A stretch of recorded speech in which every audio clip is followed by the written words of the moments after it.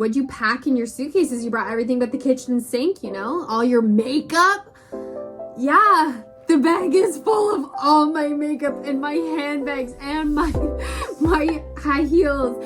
And that's okay and not immoral. Like, when people want to put you down for that expression of creativity, the seeking of beauty, it's because they hate that overt femininity. Like, when we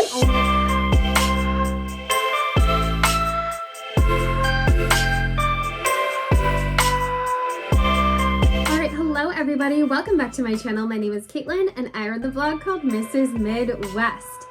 Today we are going back to our roots and we are discussing the evergreen topic of femininity. So I thought it would be really fun and new to discuss how can we have a feminine mindset. What does it mean to have a feminine mindset? How do I approach this in my life? And just some general tips and advice I have for building and growing and fostering and nurturing a feminine mindset, because spoiler alert, it's not something that comes naturally to everybody. It's not something that we're necessarily going to know how to do without a bit of nudging or tips and tricks along the way, myself included. You know, positioning your thinking and desires in a way to maximize your feminine growth. Femininity to me is an evolving concept. It's something non-physical but present in the mind, kind of like the concept of justice or love or beauty. We know it when we see it and feel it, but it's hard to define and it looks different depending on the circumstances. So to me, femininity can manifest in women of all ages, cultures, bodies, and lives, but it has inherent similarities. So the first one is going to be nurturing. That is the number one kind of characteristic of femininity. Blossoming, kind of similar but a bit different. Blossoming. Creating, the idea of creating. Creating is different than nurturing. Creativity, the essence of like having a creative energy. It also, to me, especially as I've gotten older, I've seen how femininity is interlocked with the concepts and the essence of rest and peace, you know, being at rest, being serene, that serenity, that sanguine energy. And then finally, freedom and whimsy. So when we think of femininity, it's that airy kind of flowery concept. It's very different from masculinity. So to position yourself in a feminine mindset, I would encourage you to start by realizing that if you are a woman, you are capable of getting in touch with your feminine side. It does not matter how much of a tomboy or how much of a not like other girls you view yourself. If you are a woman, you can get in touch with this side. This is a take it or leave it kind of thing. I just think a lot of people who end up taking it get a lot of benefit from it, and that's why I'm passionate about it. For me personally, femininity has helped me bloom and grow. It's helped me grow in self-confidence and joy and peace. It's helped me decentered from the ideas and opinions of other people. It's helped me find my joy in life in creating and nurturing and really living up to my full potential as a woman. I can also tell you that you might be surprised by the positive reactions of the people around you. Not just men, but your friends, young children, even your coworkers or random people you encounter. There's something about true, vibrant femininity that is like, it leaves a mark on the people around you as much as it leaves a mark on yourself. So when we think of an iconic feminine woman, it's so true to me, like that just sticks with you. When you see it, you know it, like the aura, the energy, the peace within her, you know, and then we wonder, like, why is she like that? Is it inherent? Was she born like that? Like, how does this happen? And my answer is no. I don't think that somebody is just born like this. I think it flows from the mindset. And I think some people do have a childhood or a life experience that naturally nurtures that feminine mindset. Maybe they had a lot of freedom to express themselves as a child. Maybe they had a lot of encouragement and nurturing, or maybe their own example of a very feminine woman that helped them grow in that. But not all of us had that, right? Not all of you had that. Now, we do not live in a feminine world.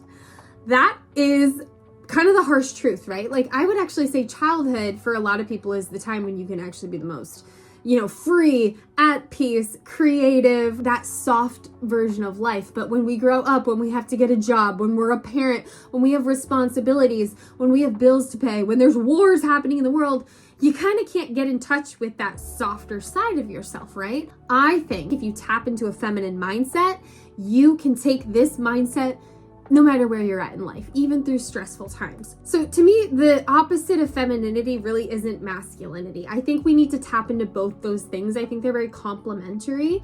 I think the opposite of femininity is negative stuff, like a harsh mindset, punishing, cruel, overly restrictive, grinding, anxious, stressed, self-conscious. That's the mindset we're trying to like get away from, right? When you feel stifled, you're depressed, you're down, you're dark. Like this femininity stuff can really help people get out from that mindset. I think the opposite of femininity isn't masculinity. I think it's destruction. Just like I think the opposite of masculinity isn't femininity. I think it's destruction. I think femininity and masculinity are very complementary. And when you have a toxic version of either one, or you have like the opposite of those things, that's where you get destruction and disaster. So I think tapping into your masculine isn't a bad thing. Like becoming self-disciplined, working to be protective. I have to do that. I'm a mom. I bring my kids out into the world, and sometimes freaks are around and I need to like, oh, I'm in my masculine all of a sudden. That's okay. It's good. Like God has given us these things to tap into and out of. And can men be feminine in a healthy way? Perhaps tapping into their creativity or their rest or their freedom. Like that's not this video. That's not my spot to speak about. But I think it's an interesting thing to think about. Instead of being so black and white, like women have to act like this, they have to do this, and they can never like act like a man, they can never do this. I think it's important to have a more nuanced understanding of these very high level concepts when you really think about it. It's not as simple. It's not as simple as just wearing a dress. Watch any of my feminine clothing videos. It's much more complicated than that, because you can't just slap a dress on somebody and they're just, no, now they have a feminine mindset. No, it doesn't work like that. It comes from within. And I really think it's something that you can hone and practice like a muscle. For me personally, femininity has helped me bloom and grow. I think also, just to further make my point on tapping into the masculine, let's think about birth. I've had vaginal birth, I've had C-section, right? So birth as it's designed is vaginal birth. You have to tap into the most hardcore cave woman side of yourself to push that baby out of you. Very few of us have the baby just came out kind of story. It's like you grind down, you push, right? That's and what is more inherent to being like at the center of womanhood and femininity than the idea of birth? Like it makes us so different from men, right? Birth, pregnancy. Pregnancy, very feminine. You know, I'm resting, I am nurturing this child. But birth is hardcore, right? And we can't just look at birth and be like, oh, well, that's masculine. Instead, my mindset is this. My mindset is femininity is mainly supposed to be in that nurturing, chill, like building up energy stores, so that when we have to face like an intense situation like birth, we have those energy stores and we exert and push through, and it takes all your strength and you go through it. And that's how God designed women. I don't think that a lot of us are designed to just be pushing every single day of our life. And I think that's why the grind can be a lot for women. I think that's why it can be very exhausting to have a hardcore career. I think that's why a lot of women don't want those careers where I'm in the infantry, in the Marines, or I'm a fighter pilot. Like that happens, sure, but a lot of women are attracted to careers where it's like, I do hair, I get to express my creativity, I'm a teacher, I work with children, I nurture them, I'm a social worker, I care for the needy, I'm a nurse, I care for people, right? Like, why do we have these patterns, these sociological patterns? It's because of femininity. It's because of what's within you, that desire to nurture. But this world is harsh, and it sometimes requires a lot of exertion. And that's what I love about femininity. It helps you build back your energy stores so you can get through those hard times in life. I've had hard times in life. When my husband had his car accident and I got bit by a dog, my grandpa died, and then I was taking care of two under two at the same time, and we were in and out of the hospital. He couldn't walk. It was crazy, right? I had to kind of dig down. I was not free. I was not creative and blossoming and blooming in that season of my life. But I had been for a while. So I had energy and I pushed through and it was fine, right? Like, that's what's cool about femininity. It's not weak. It's about building up energy so that you can tap in for beautiful, amazing things like being creative, blessing your family, blessing your relationships, just slow and steady energy output, you know, cooking in the kitchen, working in your garden, or big bursts of energy where you need to like dig down, right? So I have come up with some easy points, practical and otherwise, to guide us through this. So sometimes I think it can be difficult to just say, stop doing this stuff. So today I'm going to say, instead of stop, I'm going to say seek. Seek this stuff. Instead of stop, blah, blah, blah, I'm going to say seek this stuff. So firstly, seek beauty. Now, what am I saying? Am I saying we all must get Vogue magazine and start investing all of our money in handbags and lash extensions? No. Seeking beauty is a mindset. It's a feminine mindset. So yes, seeking beauty in yourself, but let's step back from there. Let's start with finding beauty around you, appreciating nature in the world, appreciating, creation, kind of literally touching grass, literally stopping to smell the roses, tapping into that physical world that we live in, and the feminine act of seeking beauty. That is something that is so feminine, because when you're fighting a war, no one has time to stop and smell the roses, literally. That's what makes femininity so special. It opens up a moment for your mind to take a little rest. It massages and soothes, and it's good for the heart and the soul to seek beauty. So the opposite of that would be avoiding harsh and taxing situations if you can. Finding beauty in yourself, right? Appreciating your own beauty, appreciating the way you look, seeking beauty by seeking to bless your own beauty. Now, I'm a glam girl. I like my nails. I like my blow up. I like my lashes, my lips, right? That's how I do it. You don't have to do that. Just wash your hair, luxuriate in some exfoliating skin removal, get out into the sun, get some vitamin D, wear clothes in your color season, my friends. Figure out how to get your hair healthy. Figure out what best colors work on you. Massage the beauty in yourself by taking care of yourself. Then when you look in the mirror, you see, oh, what a beautiful woman God has made. It does not matter what you look like. You are beautiful the way God has made you. We can have fun and enhance, go glam like me. I still think I'm beautiful the way God made me. I like to have fun and creativity with the makeup and stuff. But in general, because I work out, because I sleep well, because I take care of my health, I do feel beautiful. And seeking beauty isn't vain with yourself. It's taking care of the temple God has made you. Now, can we become obsessive? Can we become worried about stunting on other people? Yes. And that's actually the opposite of seeking beauty, because that's an ugly mindset, right? So everything in moderation, balance, but seeking beauty through even just enjoying what you're wearing. Wearing a ring that you really like, wearing earrings that make you happy. Again, the colors, I think the colors is a really big thing. Color season. Just seeking beauty in your appearance. Now, moving forward from that, seeking beauty in your home. Keeping it clean. Bare minimum. Keeping it clean. Keeping it tidy. Clean and tidy are two different things. Tidy is putting all your things away. Clean is getting all the gunk and grime off the floor, off the counters, off the cabinets. So clean and tidy. That's why people say clean and tidy. It's not clean or tidy. It's clean and tidy. Do both. Organize your stuff. Have everything have a home in your house. And then after that, decorate. Your girl loves to decorate. Part of the way my husband helps me nurture my femininity is he doesn't shut me down when I try to decorate the house. He lets it happen, right? Nesting. Nesting is something pregnant women do, right? And again, such a feminine act, being pregnant. I know not everyone will be able to be pregnant in their lifetime. That's not to say you're not a feminine woman if you can't be pregnant. It's just part of the female DNA, how God made it, is pregnancy is part of that, right? So when we think of pregnancy and we think of those hormones that drive women to nest and curate and collect and organize, we can do that even without being pregnant.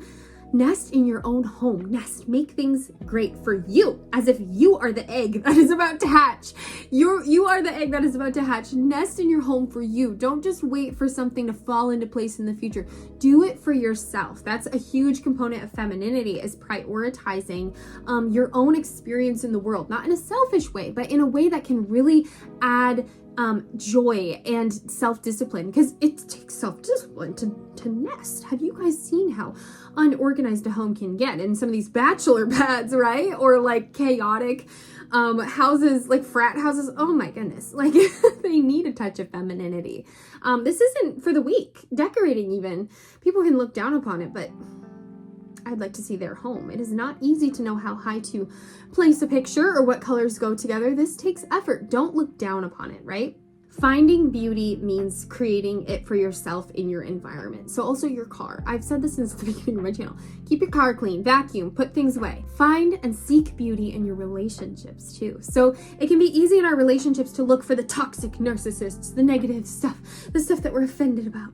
But try to take time to have gratitude. Think about your friends. Think about what you like about them. Seek the beauty in your friends. Think about what about them is different from you and what you love about that.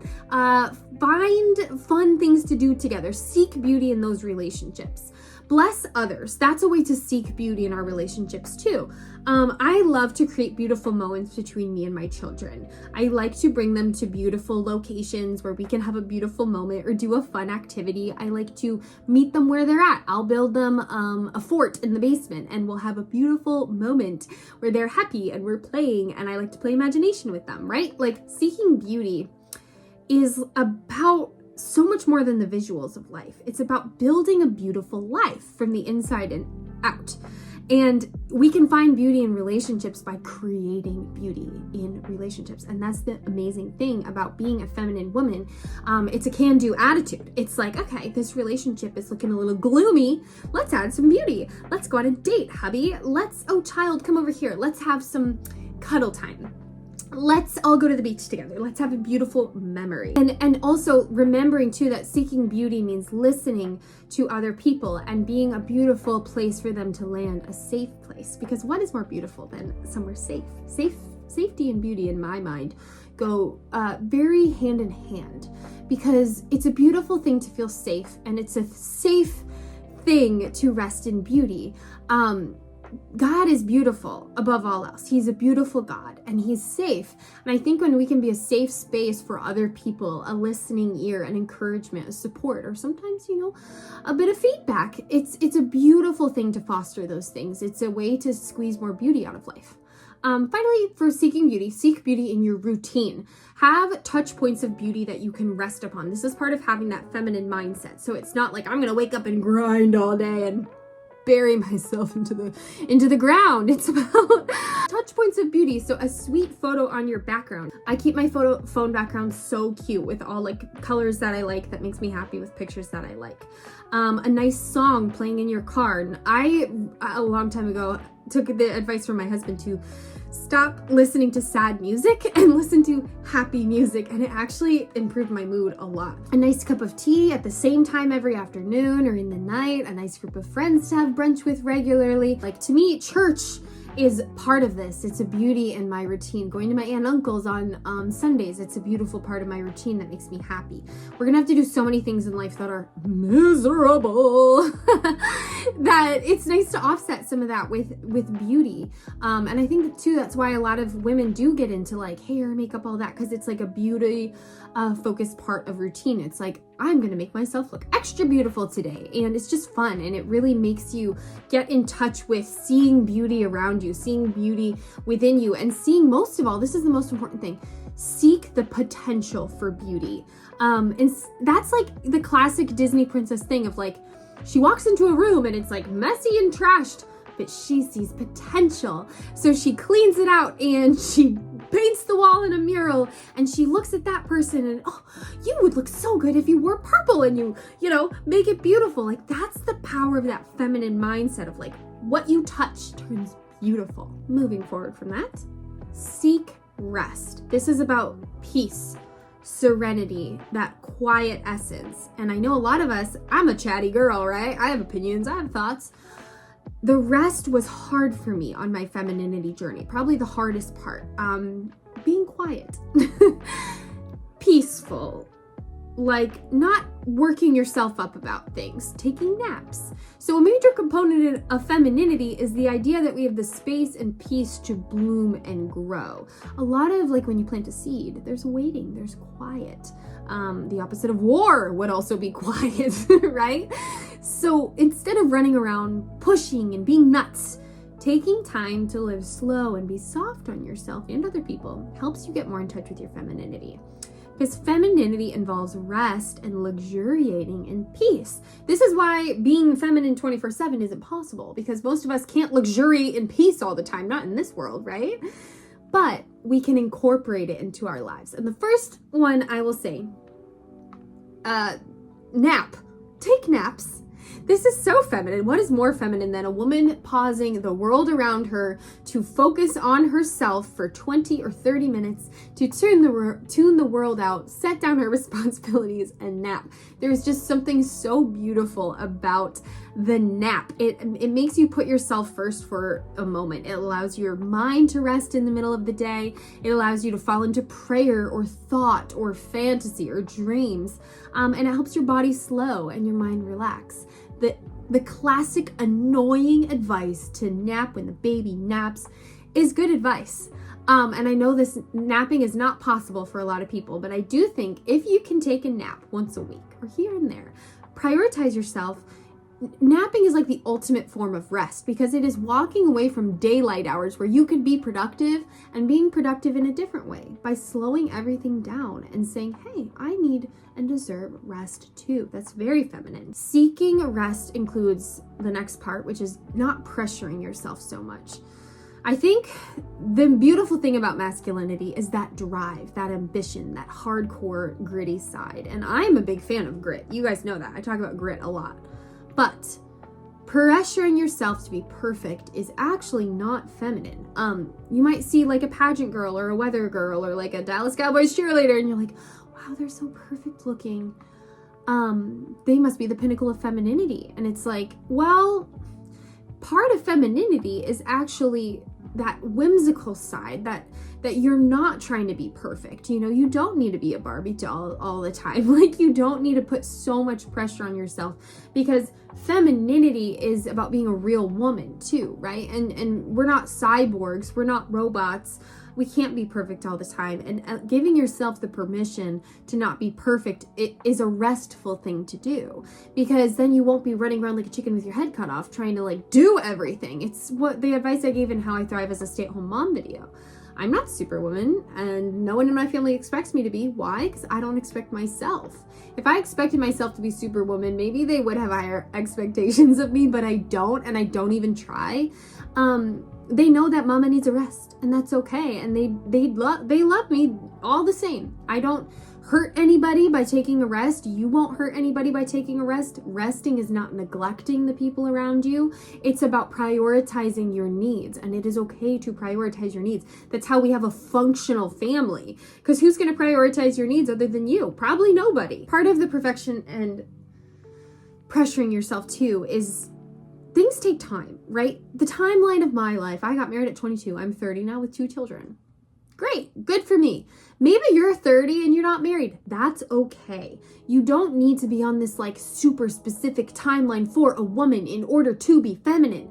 That's nonsense. You don't even have to get married to be a feminine woman. Like, you could live your whole life single. It doesn't matter. Femininity is personal. It's about your journey. It's not about what you accomplish in life.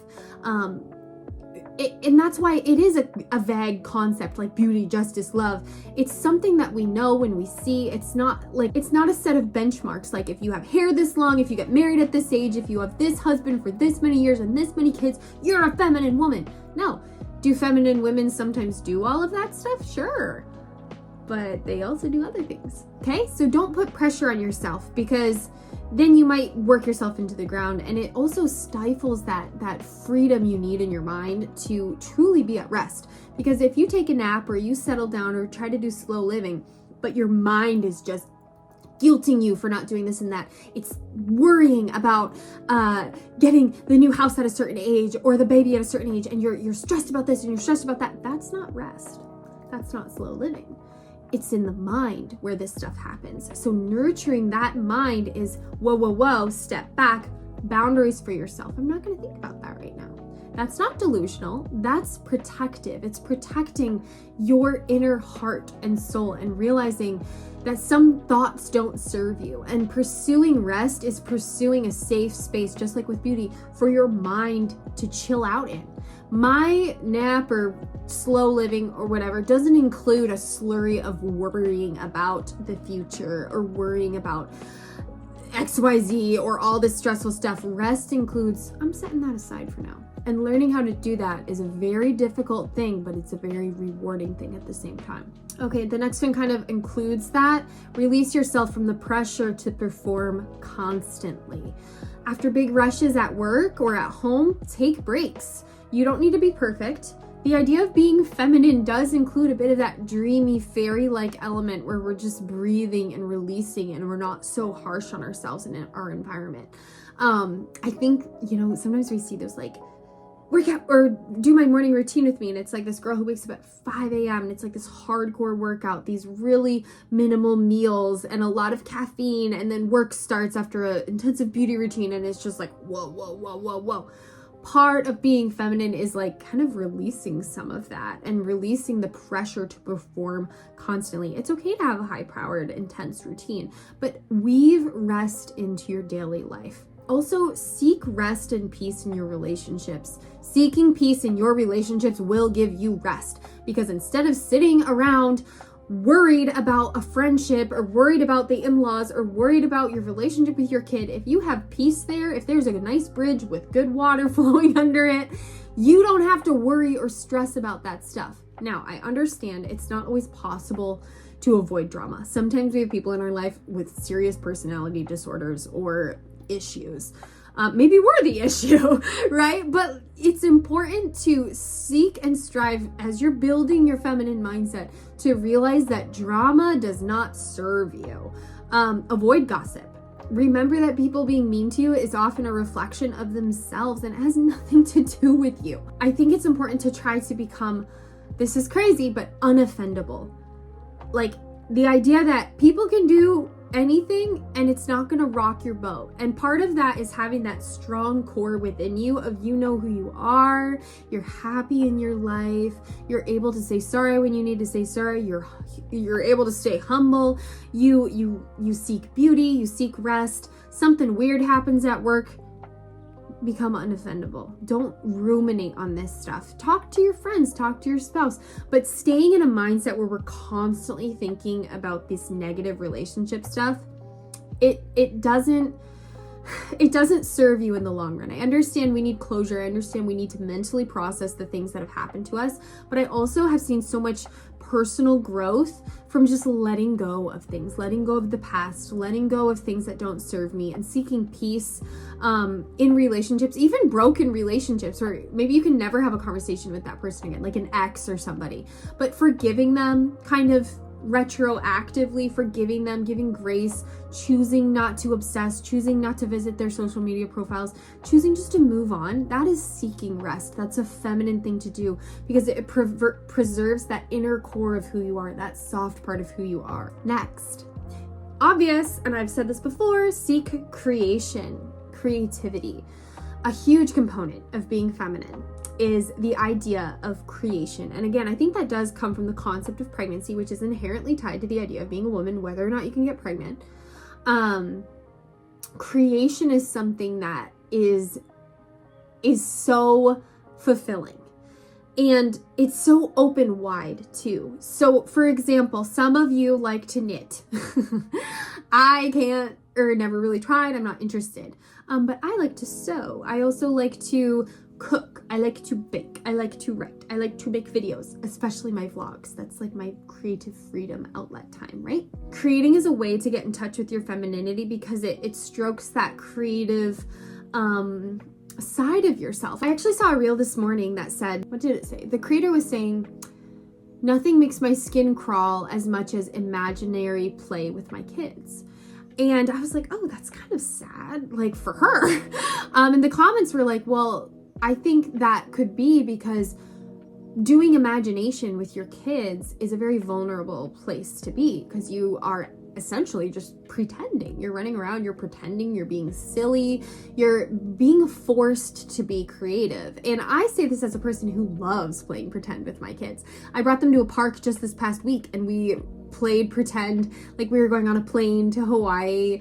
They love to do that. So we were like going to Hawaii. We got in the rental car. I was like on the pilot mic, like, welcome to Delta. Thank you for flying with us. We will now be at an altitude of blah, blah, blah feet. Our stewardess will be coming through shortly with coffee and cookies, and I was being silly. The kids were loving it. And why? I was tapping into my creativity. I was coming up with ideas, and I felt free and childlike. And I think there's something about growing up, especially in different environments, or the school environment, college, work, all of that, that stifles creativity. And it's very empowering to get creativity back into your life, because it's a way to express yourself. You're not expressing like your company. You're not expressing somebody else's ideas or somebody else's thoughts. When you're truly creative, you're reaching from within. Maybe you're inspired by other things and other people or whatever, but you're applying your own sense of interpretation on things, your own ideas. And to use your brain in that way is a different way to use your brain than just monotonous routine of work or parenting or whatever. Using your brain in a creative sense is a really wonderful way to engage with that feminine side of yourself. And the biggest thing I would say with creativity is don't box yourself in, like, especially with hobbies. Like, oh, if I do this hobby, I need to make money off of it and turn it into a side hustle. Or my sewing is terrible unless it looks like this. Just try. Just open yourself up to experiences and trying and having that softer mindset to yourself where not everything is so harsh, like you need to do this perfect or it's not worth it. That's a really harsh mindset, and that's something that can really hold people back from achieving creativity and engaging with a really fun part of life. For me, you can also see like beauty, hairstyle, decorating. That's creativity for me, and I have so much fun. It feels like a puzzle. Decorating this new house felt like building a puzzle. It was like, what light fixture would work in this house? And I scrolled so many pages of online shopping until I found the perfect light fixture in the perfect budget, and it was so much creative expression. I had a blast. And that's for me, right? Maybe creativity will be different for you. Maybe you're not like a decorating girly, a glam girly. Maybe you're not even an arts and crafts girly. You can get in touch with creativity even with, if you're a math or science kind of girl. Moving outside, creating muscle growth, like creating new workout routines for yourself, hiking plans.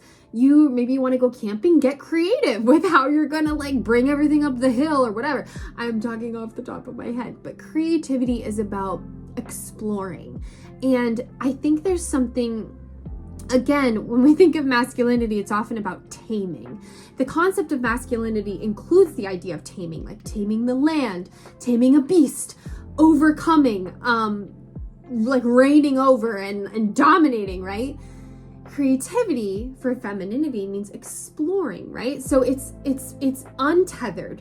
It's about releasing the tethers from yourself and your mind and your ideas and letting yourself just try things. and branching off of that, when we get to explore with creativity, we are creating. So even just the physical production of creating, like that's why a lot of girls, we love to bake the cookies and bring it to the man and say, try these cookies. We love to buy gifts for people. That takes a lot of creative energy. Creativity and producing things that we can then share with other people is so feminine. That's like the classic idea of like sharing your home with hospitality. That's like a creative expression in and of itself. I have created this beautiful house. Now I'm going to have a creative like way to arrange a game night or a meal, like a menu for a dinner party, and I'm going to host people. What a blessing, right? What a feminine thing to do. Nothing more feminine, in my opinion, sometimes than being a hostess, hosting others, creating, again, that idea of safety, security, and beauty for other people to rest in. And having that creative mindset will also lead you to having that strong can-do attitude of, I'm approaching a situation and I'm creative and I will figure it out. And just knowing like you will figure things out, you will come up with an idea. It's actually a very strong mindset. So seek creativity and creation. Next, seek freedom. This is new for my channel, but it is something I've been thinking a lot about lately. Actually, after watching Avatar: The Last Airbender, one of the elements in that show is air, and it represents, the idea of freedom. And I was thinking a lot about how femininity does include the idea of freedom. And again, that kind of goes with that creativity, that freedom to be creative, but rest. In order to rest, you need to have freedom. You need to have freedom in your schedule. You need to have freedom from your responsibilities to rest. Beauty, you need freedom too. You need freedom to express yourself. You need freedom to look around at the world, to explore, to see new things. The idea of freedom is to fill your life with beauty and the room to grow.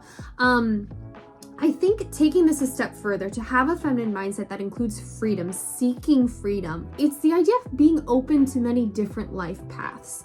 So for example, my life was going in a very specific direction in university, and it changed. It changed in a way I never thought it would. And it went down a path I never thought it would. And it was very hard for me to let go of what I wanted for my life and recenter. But when I was able to do that, when I was able to have the freedom to live a life I didn't expect to live, I found so much joy and so much peace and serenity. And so I think being open, again, I talk about this a lot, but giving yourself the freedom to be single or to take longer to have that baby or move into that house or get that job, giving yourself the freedom to deviate from the life path you thought you wanted. That's a feminine mindset, because it's about nurturing yourself. It's about being soft with yourself. It's about understanding that things don't always go our way. Furthermore, freedom to grow and having freedom from your past. I mentioned this before, but a very feminine thing, I think, is the concept of forgiveness and the concept of closing the chapter of things that hurt you, things in your past, moving on and saying goodbye. It's what am I trying to think about? It's like if you had a hot air balloon and it's tethered to the ground with ropes. When you release those ropes holding you to your past, you then have the freedom to float up into the sky and see things that you never thought you would see, go places you never thought you'd go, even just in your mind. You'll just feel lighter and actually be lighter. And I can speak from personal experience.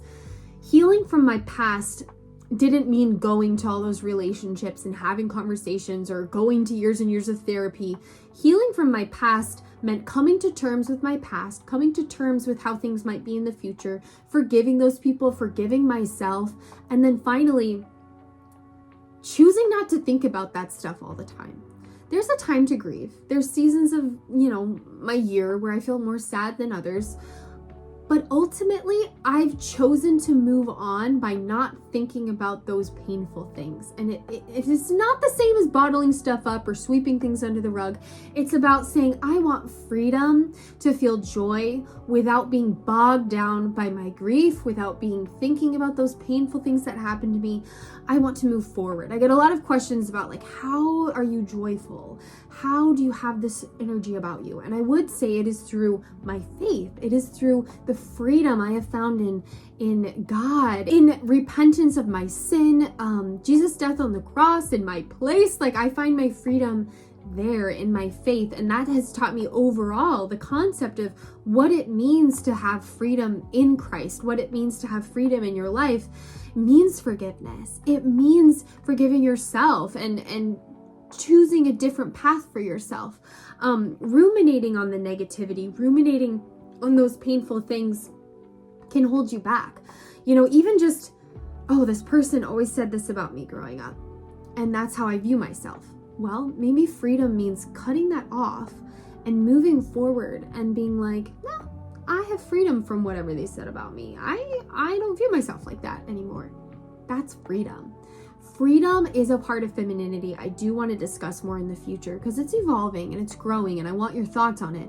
But it is that idea of that light, floaty kind of thing, and not freedom to neglect your children and run away or not have any responsibilities in this world, but it's freedom to blossom and nurture and grow. And through giving yourself freedom to make mistakes, through giving yourself the freedom to move on from the past, giving yourself the freedom to express yourself or the freedom to bring beauty in different ways, that will nurture your femininity. And seeking freedom, seeking ways to have freedom is feminine. Even just think of financial freedom, getting bogged down with debt, credit card debt, all these hardcore things. There's no freedom in that.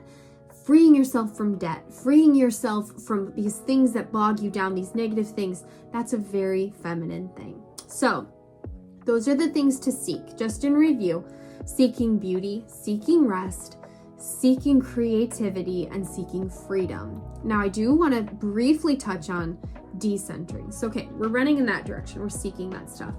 What do we decenter from? What do we run from? What do we say no to? It is easier to say, seek this instead of stop this, but, I'll give you some things to stop. So first of all, decenter from negativity. Nothing brings a feminine mindset down more than a perpetually negative person or way of thinking. We've all talked to somebody who's like an Eeyore, and I love Eeyore. He's my favorite Winnie the Pooh character, but the people who are always the victim, the people who are always sad, who are always down on themselves.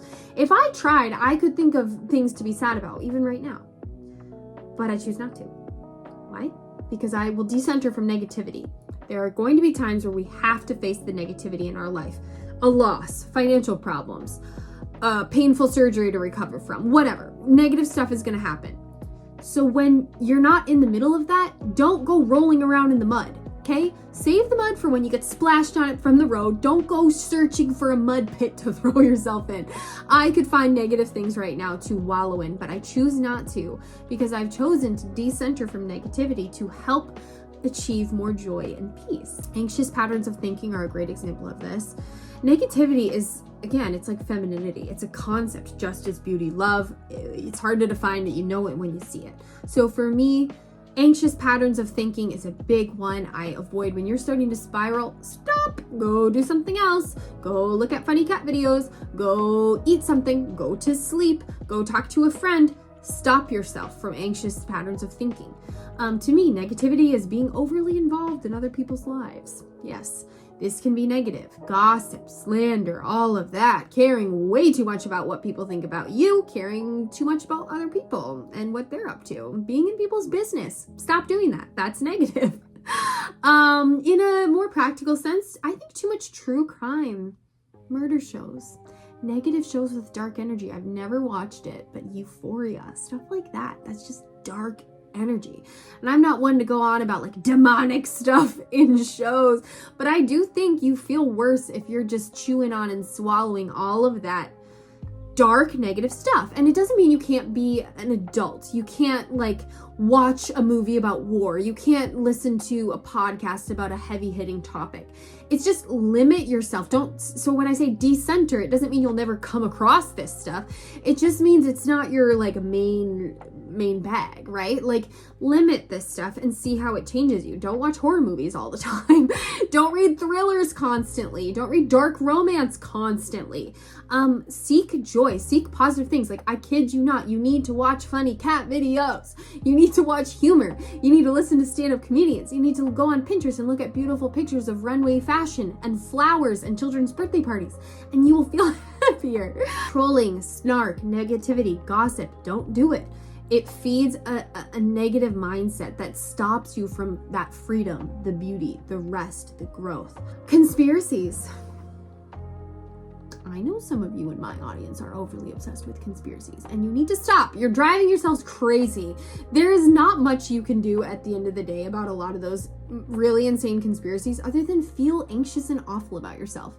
There's a point where you go from knowledge and learning about things like health or politics or the world to where it goes too far and now you're anxious. And what if the ultimate conspiracy is learning all these stuff so that you feel terrible and negative and bad about yourself and you miss out on your life and the beauty around you because you're so worried about things that you have no control over, right? I think in my life personally, I've accepted that there are a number of very evil things happening in this world. Some of them I can actively protect my family from, some of them I can't, and I just leave it in God's hands. That's kind of how I handle that. Too much politics, same thing. It's fun to have politics as a hobby or know this or that, but if you're reading the news and it's causing you anxiety, stop it. Take a break. Touch grass. Literally, like I said at the beginning of the video, smell the roses and touch the grass. Now, the next one, run from comparison and envy.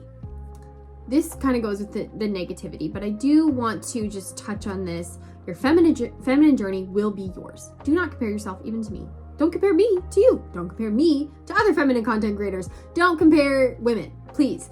It's not helpful. It's helpful to take inspiration from other women, but it's not helpful to use them as like like a textbook of like, I need to be like her, or I need to be everything different from her in order to be feminine. You know, as I've grown in my own journey, I've realized that I can learn from others and appreciate myself. I think when I was more insecure, I used to be more jealous of other women. Yeah, that's kind of sad, but it's true. I was like, oh, she just knows how to do her hair so well, or she's so thin without trying. Like, ugh, I want to be like that. So then in turn, I feel like I would kind of dislike those people because they had something I wanted. And then I had a mindset shift where I was like, what if instead of disliking those people, I just learned from them? And it changed everything. It changed everything, because then I learned from them how to maybe do what they did, you know, with their health and workout routine or hair. And at the very least, even if I couldn't replicate what they were doing with their life, I could stop and appreciate the beauty of a feminine, beautiful woman and say, God, thank you for making so many amazing people in this beautiful world you've made. And it made me a more positive person. And yeah, that's the problem with that comparison and jealousy and envy, is it stops you from viewing people as people, and you view them you objectify them. Honestly, it's not in a sexual way, but you do objectify them. They are an object to be disliked or conquered, and it stops you from being able to get to know them. And not in a way where, you know how everyone's like, don't be jealous of so-and-so. You don't know what she is going through. She could have really bad thing, blah, blah, blah in the background. And it's like, okay, that's true. But what if she doesn't? What if her life is as good as it looks? That's okay. Why are we wishing secret ill upon people who look successful? That's so weird. I think it's important to accept that some people are very beautiful and they live genuinely beautiful lives with no secrets in the background. And that's awesome. I don't want everyone to suffer. I think that's like a concept that's a little forgotten. Like, I don't think we talk about that enough, but I think a lot of people want other people to be secretly suffering because you're secretly suffering. And you want other people to hurt because you're hurting. And I think the antidote to personal hurt and personal suffering isn't to have other people hurting and suffering, because you know what? If they're hurting and suffering and you're hurting and suffering, everyone's hurting and no one can help each other. I think helping yourself when you're hurting and suffering isn't wishing other people are hurting and suffering. It's leaning on others and opening up and being vulnerable, you know, not in the hope that they're also hurting and suffering, but maybe letting them help you or letting them inspire you or encourage you. Realizing too, at the same time, you're not the only one hurting and suffering. Everyone goes through hurt and suffering at some point in their life. We shouldn't wish that upon people that we think are successful. So don't compare. Don't be envious. That's not feminine. That's soul sucking. Like when you think of that little green monster energy, envy, that's not feminine, because femininity is about nurturing. How are you nurturing that girl or that relationship if you're too busy being evilly jealous of her and wicked and comparing yourself? Don't do that. If you have a hard time with that, maybe give yourself a detox for a while, but stop looking at other women as competition and look at them either as inspiration or potential friends. Whenever I see women out and about or even online, I'm like, oh, potential friend? Oh, maybe not friend, but I could look up to her, or I could learn from her, or she's just a person and I'm a person. It's not a big deal. Having a high self-esteem stops you from viewing other women as competition or like roadblocks or obstacles to your success. But that's kind of, I can go into that in another video if you're interested. So protecting your mind from comparison will help you preserve a feminine mindset, because a feminine mindset is about growth and beauty and confidence. And if we're growing, we don't have time or the space or the energy to be radiating hatred and jealousy toward other women. I think it's a lifelong journey for some of us, but yes. Finally, feminine mindset. Decenter from men. Is this going to be in every single video of mine until the end of time? Maybe. It's a great concept. That I do thank the feminists for this one. I think part of the reason why people don't consider them feminists, even though they like femininity, is because the feminist movement has been attached to so many things that like don't jive with a lot of us religious girlies, right? But the idea of femininity, where we're prioritizing femininity and feminine mindset, this goes hand in hand with internalized misogyny. And I love the topic of internalized misogyny, even though I am not a third or fourth wave feminist or whatever they say they are. Because when we hate femininity, that's actually internalized misogyny. So the temptation to downplay personal femininity is a real temptation, but it will hamper your feminine mindset. I think sometimes people resist a feminine mindset or a femininity journey, not because they're not interested in it, but because they actually secretly hate femininity. They have internalized misogyny. The idea too that femininity is about looking too girly or prissy or princessy, that is driven by internalized misogyny. Even just putting down other women who are girly or feminine, internalized misogyny. Why do you hate these girly things? Why do you hate these feminine things? I speak as a person who gets asked, why are you so dressed up? Ooh, what'd you pack in your suitcases? You brought everything but the kitchen sink, you know? All your makeup? Yeah, the bag is full of all my makeup and my handbags and my high heels. And that's okay and not immoral. Like, when people want to put you down for that expression of creativity, the seeking of beauty, it's because they hate that feminine, that overt femininity. Like, when we only accept femininity when it's like, okay, she's feminine girl, but not in like the heels lipstick Barbie kind of way. She's feminine in the frolicking in a field in a linen dress kind of way. It's like, that's cool, like be feminine that way, but don't hate on those other expressions, because really what you're doing is like, that might be seen as like a really extreme expression of femininity, right? Like the heels, the princess dress, all of that. That's okay. You don't have to wear all that to be a feminine woman, but hating on it does reveal a heart issue. And I think, you know, sometimes I even see this with women who really, I don't like gym bros. I don't like gym bros, MMA or military guys. And it's like, okay, outside of like stereotypes of cheating or things like that, if you just don't like them because they're like in their lifting weights, conquering the world kind of mindset, maybe you kind of just hate masculinity on a bare bones level, right? It's something to think about. I think it's a really interesting dichotomy, like the people who hate the princess dresses or the people who hate the gym bros just for existing. Why do we hate these things? What does it trigger within us? Does it trigger something from our past? Does it trigger some sort of self-hatred? Why do we dislike this stuff? I really think it's worth unpacking. A feminine mindset ultimately cannot grow if you host a hatred of feminine things due to wanting to please men or the patriarchy.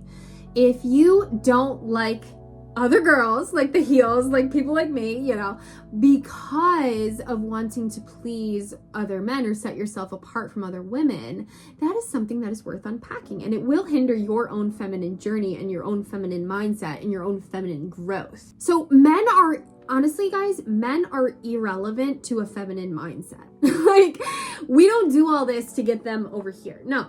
I do this because it brings me personal joy and beauty, and I have fun. And do men show up like honeybees? Yes. That's not my problem, though. That's not why I'm doing this. Like, they just like to look at feminine, beautiful things. Like, whatever. I don't care. It's not for them. So when you also see the femininity or the feminine women, and I think a lot of people think that's just to attract a man. Like, she's only wearing the heels and the skirt and the whatever to attract a man. It's like, does that stuff attract men? Yes. But does she do it to attract men? I don't know. Maybe she's single. Maybe. But the reason it attracts men is because men like feminine things. Just like women like masculinity. So we see the guy with the successful company and some nice muscles. It's like, oh, I want to be near that. Like, sign me up. That's like you being attracted to masculinity. It's okay to dive into your femininity or your masculinity if you're a man. And it will attract the opposite sex. It will. And I actually think really diving into your femininity is a great way to vet men. Because I think truly confident men, I have this in my husband, they like femininity and they respect it. So men get bored or disinterested oftentimes in like these super feminine things, but that's not a bad thing. So my husband will listen to me talk about whatever girly thing I want to talk about, but he's not like gonna pursue that on his own time. He respects it because I care about it, but it's like if I were to listen to him talk about like details of jujitsu, I'm like, cool. I'm not gonna go learn about that on my free time, but I care about it when you're talking about it, you know? He's not a girl, he's not gay, he's not interested in my stuff beyond the fact that it interests me. as long as he respects it. And I think this is a really great way to kind of like, when you're single, especially girls, you can vet men by how much they respect the feminine stuff, because they might also have that misogyny. I have misogynistic people in my life, and I can tell that they're misogynistic because they're so snotty towards the things that make me me. And you can see it, you can tell it. It's men who talk over you, it's men who just treat you like you're dumb because you're blonde, you like pink.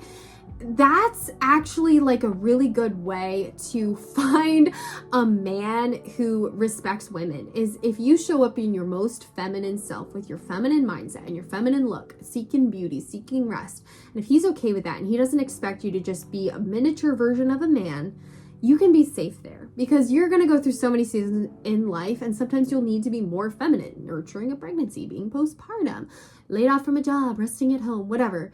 And if your man wants you to be a man, like his bro, like hardcore all the time, he doesn't let you be feminine, I do think that is something to be aware of. That's not to say you can't have the same interests as a man, or the same hobbies, or like to do the same things as him. Like, that's totally fine.